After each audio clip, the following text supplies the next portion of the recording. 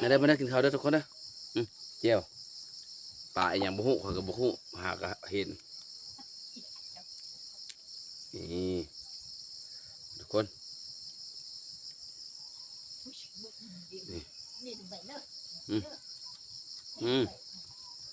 ครับ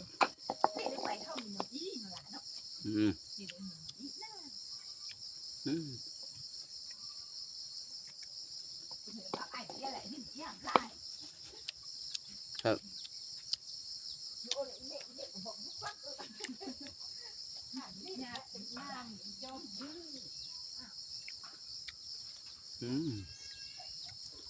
แซ่บอยู่เลยนะ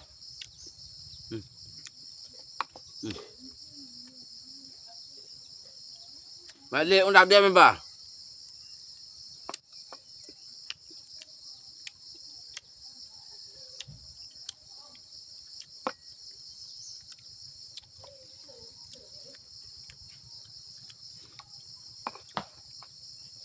แซ่บ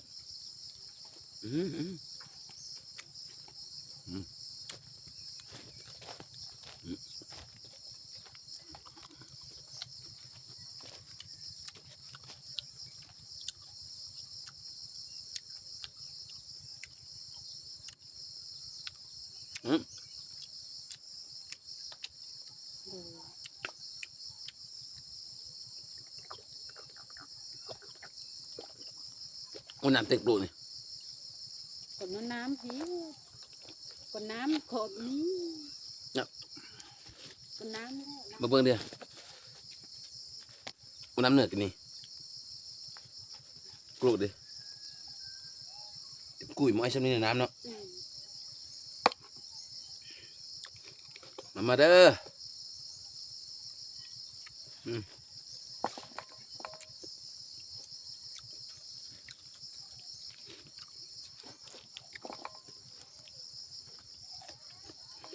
ปลายังเจ้าใครบอกให้กินนะซื้อมา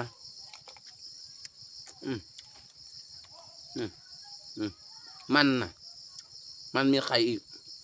ไข่นี่อร่อยมาก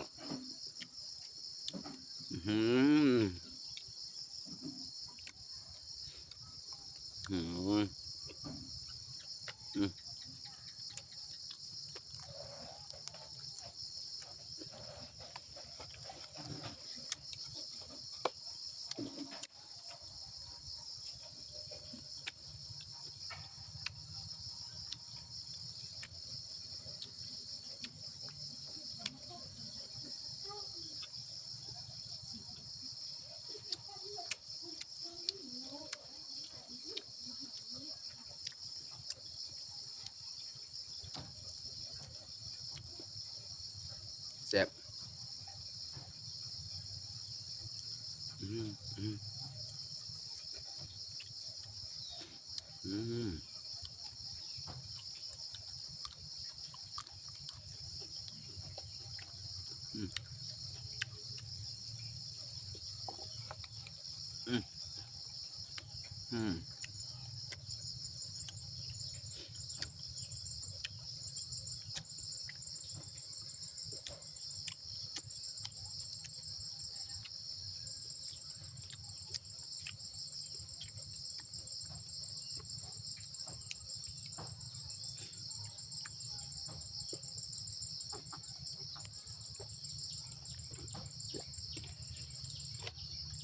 ผักกลับเยอะครับเนี่ยไอ้พวกนี้ผักกลับหมดครับ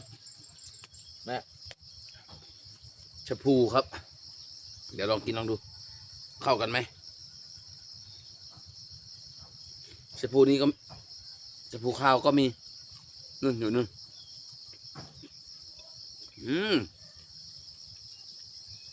อร่อยด้วยเข้ากันอยู่เอาอีกเยอะไม่ต้องล้างครับ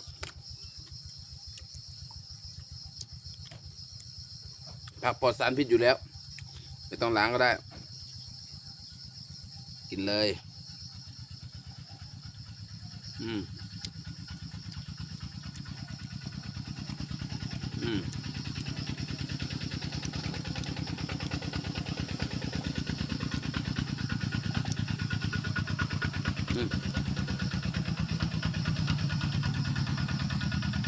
ม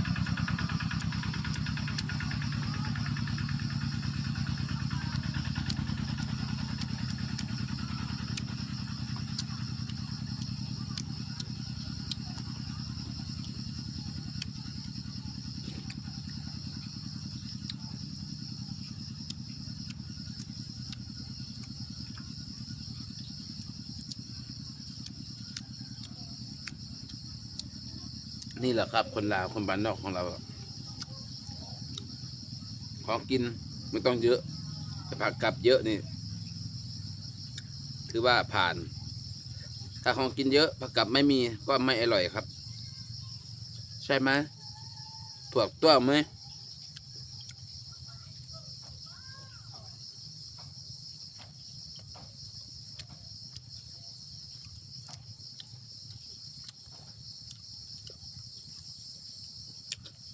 อืม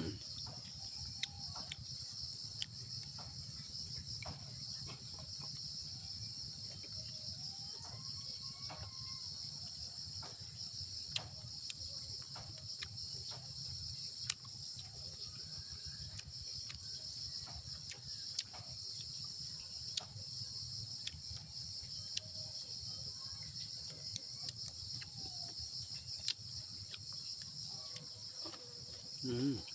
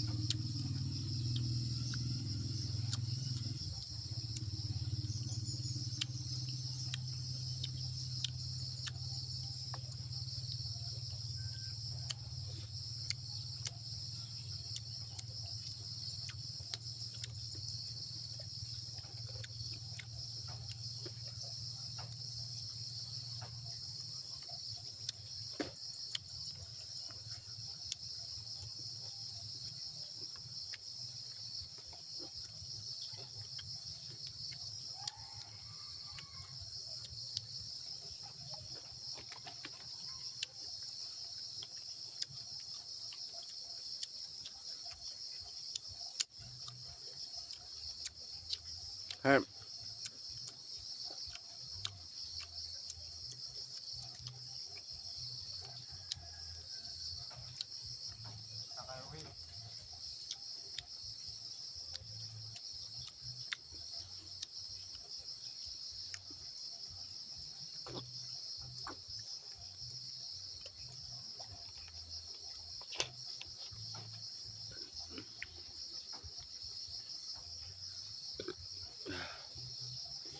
อร่อยอร่อย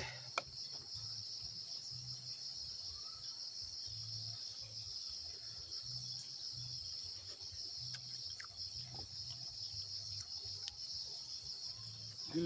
ม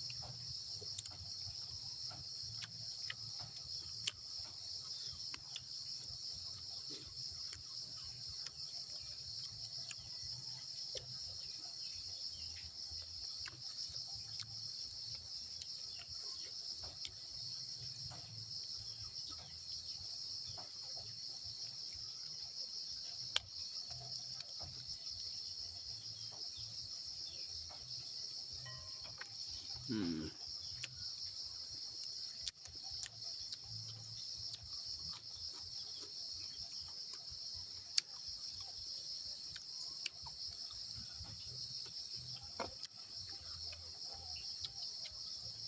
ไข่เยอะๆเห็นไหมไข่มัน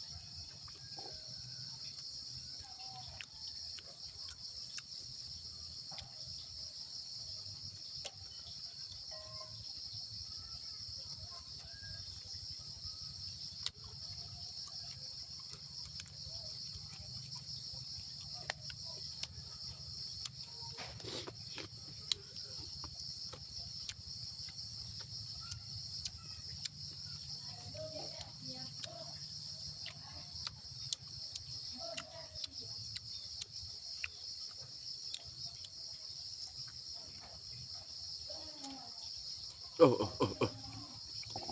โอ้โอ้โอ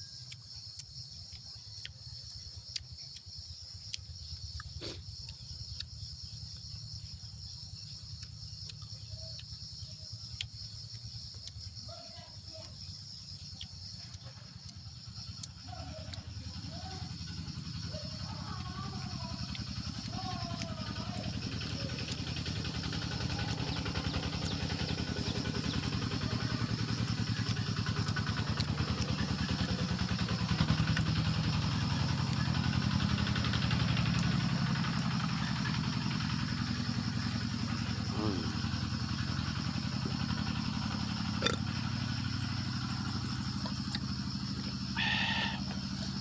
อร่อยอิ่ม